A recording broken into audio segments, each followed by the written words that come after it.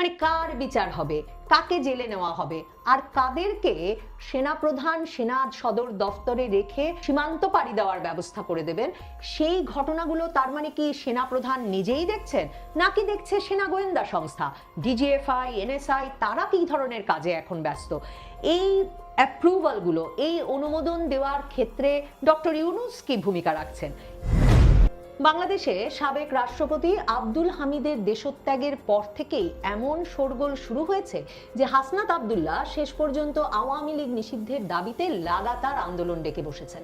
হাসনাত আব্দুল্লাহ সাবেক রাষ্ট্রপতির দেশত্যাগের খবর পাবার পরপরই বৃহস্পতিবার সকালে স্ট্যাটাস দিয়ে বসলেন যে শুধু নাকি এই মাসেই, অর্থাৎ এই চলতি মে মাসেই ভারতের গোয়েন্দা সংস্থা ও হাই কমিশন বাংলাদেশের সরকারি, বেসরকারি ও সামরিক পর্যায়ে অন্তত 23টা মিটিং করেছে। লিখে রাখেন, আওয়ামী লীগকে পুনর্গঠনের সুযোগ করে দিতেই উদ্দেশ্যমূলকভাবে বিচারের নামে কালক্ষেপণ করা হচ্ছে।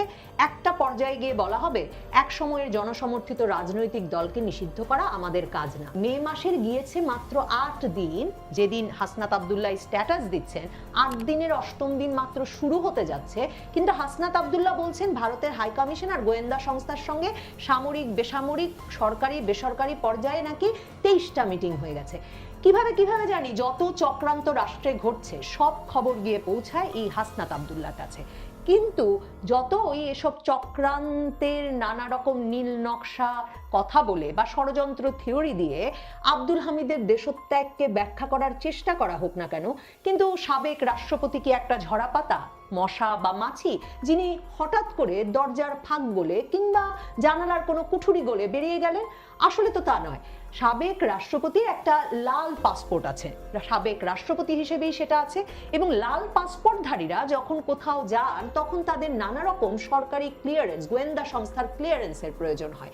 তাহলে সাবেক রাষ্ট্রপতি যে থাই এয়ারওয়েজের বিমানে করে ব্যাংকক যাচ্ছেন, সে খবর কি বাংলাদেশের গোয়েন্দা সংস্থাগুলোর কাছে ছিল? স্বরাষ্ট্র উপদেষ্টা দিনাজপুরে বৈষম্য বিরোধী ছাত্র আন্দোলনের নেতা পরিচয়ে কিছু নেতা কর্মী, ছাত্র জনতা তাকে ঘিরে ধরলে, কিভাবে আব্দুল হামিদ বেরিয়ে গেলেন এই বিষয়ে ক্ষোভ জানিয়ে ঘিরে ধরলে, তিনি বলেছেন তিনি কিছু জানতেন না, তবে যদি অপরাধীদের তিনি ধরতে না পারেন, মানে যারা নাকি আব্দুল হামিদকে বেরিয়ে যেতে সহায়তা করেছে তাদের যদি তিনি ধরতে না পারেন তাহলে নাকি তিনি চলে যাবেন। এখন ধরেন স্বরাষ্ট্র উপদেষ্টা আসলে তেমন কোনো গুরুত্বপূর্ণ ব্যক্তি বা বিরাট কার্যকরী কোনো ব্যক্তি বা সব দিকে উনার খুব নজর আছে, এই 8-9 মাসে এমন কোনো কিছু ভাবার আমাদের কোনো কারণ নাই। কাজেই আমরাও বুঝি যে স্বরাষ্ট্র উপদেষ্টার ওপরেও যেসব উপদেষ্টারা আছেন, কিংবা এই উপদেষ্টা মণ্ডলীর ওপরেও, মানে সরকারের ওপরেও যে সরকার আছে, সেই সরকার হয়তোবা নির্দেশ দিয়েছে বা সবুজ সংকেত দিয়েছে রাষ্ট্রপতি আব্দুল হামিদকে বেরিয়ে যেতে। না হলে 9 মাস ধরে রাষ্ট্রপতি আব্দুল হামিদ নিরাপদে আছেন।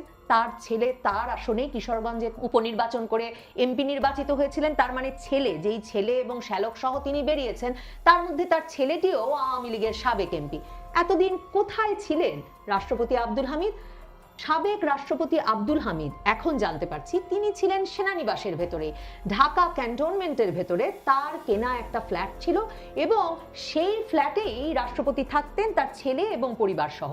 তাহলে সেনানিবাসের ভেতরে তো কোনো গোপন আস্তানায় গিয়ে, কোনো গর্তে গিয়ে তো লুকিয়েছিলেন না সাবেক রাষ্ট্রপতি আব্দুল হামিদ, যে সেই গর্ত থেকে হঠাৎ উঠে তিনি প্লেনে চেপে বসলেন।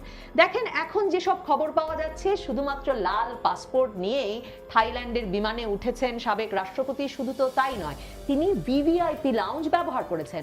আপনি আমি জানি বিমানবন্দরের ভিভিআইপি লাউঞ্জ আমরা কোনোদিন যাইও নি, দেখাও পাইনি, কারণ এই লাউঞ্জে ঢুকতেও, ভিভিআইপি লাউঞ্জে ঢুকতেও সরকারের গোয়েন্দা সংস্থা, সরকারি কর্তৃপক্ষের বিশেষ অনুমোদন প্রয়োজন হয়।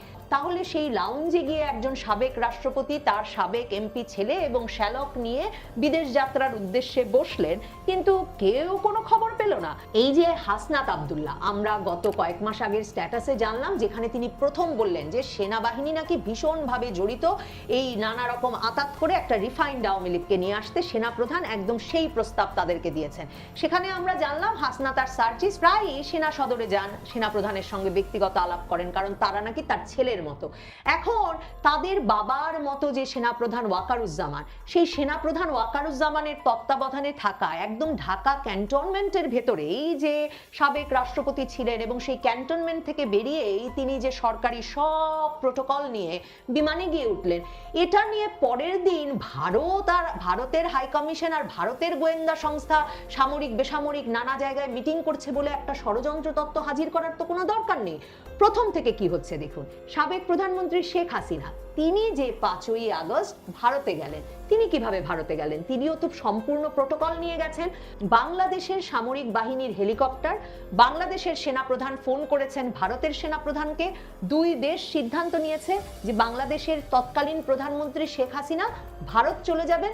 সেই সিদ্ধান্তের প্রেক্ষিতে বাংলাদেশের সামরিক বাহিনীর বিমানে করে কিন্তু তিনি সীমান্ত পাড়ি দিয়েছেন।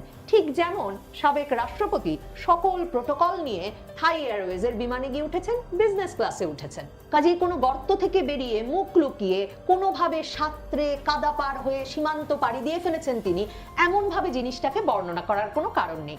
আর এই যে স্বরাষ্ট্র উপদেষ্টা দায়ী ব্যক্তিদের ধরবো বলার পর থেকে ইমিগ্রেশন অফিসার কিংবা কিশোরগঞ্জ জেলায় যে থানায় এই রাষ্ট্রপতির নামে, সাবেক রাষ্ট্রপতি আব্দুল হামিদের নামে হত্যা মামলা হয়েছে, সেই থানার তদন্তকারী কর্মকর্তা এদেরকে সাময়িক বরখাস্ত করা হচ্ছে, নানা রকম ব্যবস্থা নেওয়া হচ্ছে, আমরা সবাই বুঝতে পারছি এটা একটা ধামাচাপা দেওয়ার চেষ্টা। আমার মনে বরং প্রশ্ন, মানে এসব নাটকীয় স্ট্যাটাস হাসনাত আব্দুল্লাহ না দিয়ে, কারণ ধরুন ভারতীয় হাইকমিশন, ভারতের গোয়েন্দা সংস্থা সামরিক বেসামরিক বিভিন্ন পর্যায়ে 23টা বৈঠক করে ফেলেছে মাসের 8টা দিন যেতে না যেতে, অন্যদিকে ভারত পুশিং করছে সীমান্তের বিভিন্ন জায়গা দিয়ে, আর সরকারের উচ্চ প্রতিনিধি আমাদের জাতীয় নিরাপত্তা উপদেষ্টা তিনি বলছেন ভারতের সঙ্গে আলোচনার চ্যানেল তৈরি করার চেষ্টা হচ্ছে, মানে কোনো আলোচনার চ্যানেল আর অবশিষ্ট নাই ভারতের সঙ্গে। তো সেই রকম অবস্থা যখন সরকার বর্ণনা করে, সে সময় আবার হাসনাত আব্দুল্লাহ ষড়যন্ত্র তত্ত্ব হাজির করেন যে ভারত মাথা ধুইয়ে দিচ্ছে বলে এসব ঘটনা ঘটতে পারছে, সেগুলো আসলে যে কতটা বিশ্বাসযোগ্য কে জানে। বরং আমি প্রশ্ন তুলতে চাই, সেনাপ্রধানকে তালিকাটা কে দিচ্ছেন? মানে এই যে ধরুন সালমান এফ রহমান, আনিসুল হক, তাদেরকে নৌকায় তোলা হবে, লুঙ্গি পাঞ্জাবি পরানো হবে, দাড়ি ছেটে দেওয়া হবে, এমন ভাবে ধরতে হবে যে তারা নৌকায় করে কোথাও পালিয়ে যাচ্ছিলেন, মানে এই যে সারা জাতিকে বিনোদন দিয়ে এই দুজনকে ধরতে হবে। বা ধরুন জুনায়েদ আহমেদ, সাবেক তথ্য প্রযুক্তি প্রতিমন্ত্রী জুনায়েদ আহমেদ পলক, তিনি বিমানবন্দরে গিয়ে উপস্থিত হলেই তাকে ধরতে হবে, কিংবা দীপুমণিকে বাসা থেকে ধরতে হবে, আসাদুজ্জামান নূরকে ধরতে হবে, মানে আমি মনে করতে পারছি না, মানে এ তো লম্বা তালিকা, মানে কাকে কাকে ধরবো আর কাকে কাকে ক্যান্টনমেন্টে রেখে সীমান্ত পাড়ি দেওয়ার ব্যবস্থা করে দেব কিংবা বিমানে ওঠার ব্যবস্থা করে দেব, এই তালিকাটা আসলে কোন দেশ থেকে কিভাবে আসছে? গত সেপ্টেম্বর থেকে সামাজিক যোগাযোগ মাধ্যমে বারবার এমন একটা আলাপ উঠছিল যে আওয়ামী লীগ পুনর্গঠনের জন্য সহসভাপতি হিসেবে দায়িত্ব নেবেন বর্ষিয়ান রাজনৈতিক নেতা, 6 দশকের বেশি ধরে তার এই বর্ণাঢ্য ক্যারিয়ার, আব্দুল হামিদ, সাবেক রাষ্ট্রপতি আব্দুল হামিদ, এবং দলের সাধারণ সম্পাদক হিসেবে দায়িত্ব নেবেন সেলিনা হায়াত আরবি। কি ইন্টারেস্টিং, কি কৌতূহলোদ্দীপক ব্যাপার ভাবুন। আগের রাতে ক্যান্টনমেন্ট থেকে বেরিয়ে দেশ ছেড়ে গেলেন সাবেক রাষ্ট্রপতি আব্দুল হামিদ, আর পরের দিন রাতে পুলিশ গিয়ে গ্রেফতার করলো সেলিনা হায়াত আইবিকে। আমার মনে বরং প্রশ্ন, যে রিফাইন্ড আওয়ামী লীগের কথা শুনছিলাম গত কয়েক মাস ধরে এবং যাতে এই দুইজনের নাম বারবার উঠে আসছিল, সেই দুজনকে 24 ঘন্টার মধ্যে সেই দুইজনের গন্তব্য নির্ধারণ, মানে একজনের গন্তব্য নির্ধারণ হলো বিদেশে, আরেকজনের গন্তব্য নির্ধারণ হলো কাশিমপুর জেলে, সেগুলো কিসের ভিত্তিতে? এসব তালিকা কারা দিচ্ছেন? মানে কার বিচার হবে, কাকে জেলে নেওয়া হবে, আর কাদেরকে সেনাপ্রধান সেনা সদর দফতরে রেখে সীমান্ত পাড়ি দেওয়ার ব্যবস্থা করে দেবেন, সেই ঘটনাগুলো তার মানে কি সেনাপ্রধান নিজেই দেখছেন, নাকি দেখছে সেনা গোয়েন্দা সংস্থা ডিজিএফআই, এনএসআই, তারা কি ধরনের কাজে এখন ব্যস্ত? এই অ্যাপ্রুভালগুলো, এই অনুমোদন দেওয়ার ক্ষেত্রে ডক্টর ইউনূস কি ভূমিকা রাখছেন? এই প্রশ্নগুলো আমার মনে জাগে। আমি জানি না আপনাদের মনে জাগে কিনা, নিশ্চয়ই আপনাদের মনে জাগে, কারণ সন্দেহ করবার তো যথেষ্ট কারণ আছে যে এমন একটি ঘটনা ঘটে যাওয়ার পরেও এই হাসনাত আব্দুল্লাহরা কেন সরাসরি বলেন না যে এই ঘটনা সেনাপ্রধান ঘটতে দিয়েছেন, বরং হঠাৎ করে আসিফ নজরুলকে দোষ দেন। স্বরাষ্ট্র উপদেষ্টা বরং যেমন বলেন তিনি কিচ্ছু জানতেন না, আসিফ নজরুলও স্ট্যাটাস দিয়ে বলেছেন তিনি আইন উপদেষ্টা, তার অধীনে বিমানবন্দর দিয়ে কে আসা যাওয়া করবে সেই বিষয়টি না, কাজেই তিনিও জানেন না। ডক্টর ইউনূস কি জানেন? ডক্টর ইউনূস কি জানতে চেয়েছেন সেনাপ্রধানের কাছ থেকে যে কি তালিকার ভিত্তিতে কিভাবে তিনি ঠিক করছেন কাকে তিনি বিদেশ পাঠাবেন আর কাকে তিনি বিচারের মুখোমুখি করবেন, নাকি ডক্টর ইউনূস আর সেনাপ্রধান মিলেই এই সিদ্ধান্তগুলো নিচ্ছেন? আর হাসনাত আব্দুল্লাহ এত রহস্য করছেন কেন? উনার কাছে যারা খবর দিয়েছেন যে ভারতের গোয়েন্দা সংস্থা হাই কমিশন নাকি সামরিক বেসামরিক বিভিন্ন কর্তৃপক্ষের সাথে ক্রমাগত বৈঠক করে যাচ্ছেন, উনি আমাদের জানাচ্ছেন না কেন তাদের কি নির্দেশনা?